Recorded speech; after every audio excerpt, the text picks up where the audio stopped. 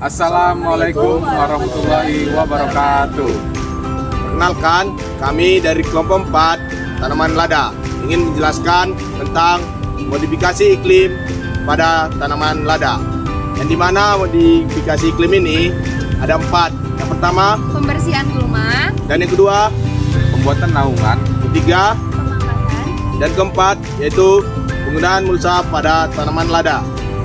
Baiklah, mari saksikan penjelasan dari kelompok 4. modifikasi iklim mikro pada tanaman lada. Yang pertama, pembersihan gulma. Pembersihan gulma dilakukan secara manual dengan mencabut atau memotong menggunakan arit hingga ke akar, serta kimiawi dengan herbisida pada area luar lingkaran pokok.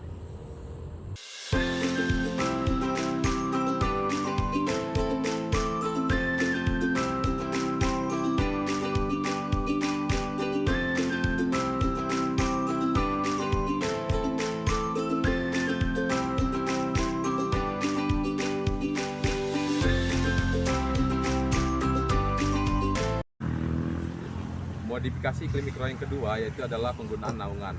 Biasanya pada tanaman lada ini menggunakan pohon penaung. Pohon penaung berguna sebagai tiang pancat hidup sekaligus memberikan perlindungan dari sinar cahaya matahari berlebih.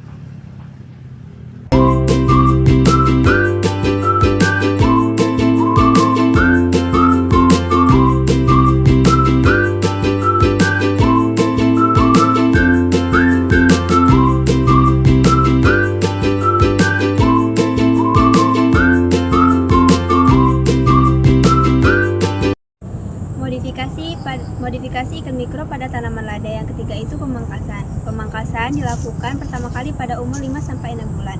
Tujuannya untuk merangsang sulur baru produktif dan membuang sulur gantung atau sulur cacing yang tidak berguna. Pemangkasan rutin dapat menghilangkan cabang penutup tanah, meningkatkan sinar matahari, siklus udara, serta mencegah busuk pangkal batang akibat kelembapan yang terlalu tinggi. Proses ini dapat mendukung pembentukan kerangka tanaman yang kuat. Oke guys, modifikasi iklim mikro pada tanaman lada. Yang keempat yaitu penggunaan mulsa. Ya, penggunaan mulsa ini kan biasanya bertujuan untuk mengurangi atau menekan suhu dan mengurangi penguapan dan menekan pertumbuhan dari gulma.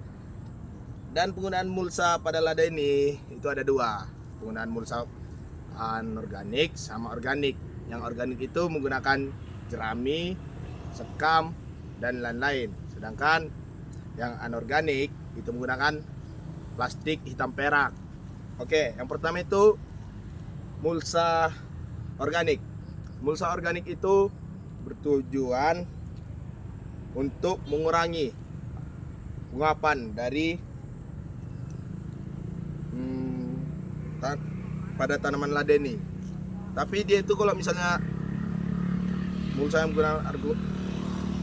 menggunakan organik, dia itu jangan mepet ke sini, tapi agak jarakkan dikit supaya mulsanya itu nggak busuk loh. Terus mulsa organik ini harus dilakukan pergantian secara berkala dan jangan sampai dia busuk, karena jika dia busuk takutnya nanti bakal menimbulkan penyakit. Contohnya itu bisa jadi penyakit busuk akar.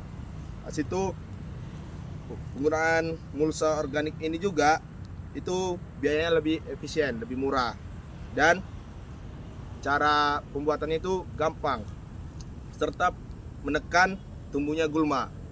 Dan yang kedua itu mulsa anorganik, yang dimana menggunakan plastik hitam perak.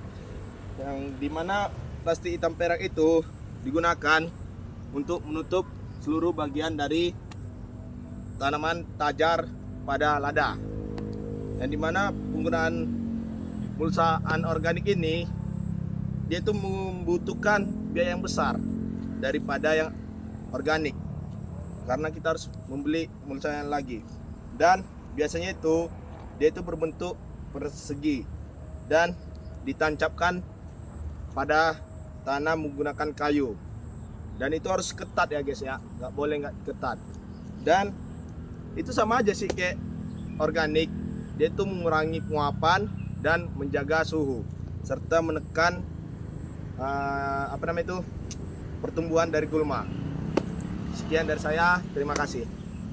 Baiklah, sekian penjelasan dari kelompok 4 mengenai modifikasi iklim pada tanaman lada.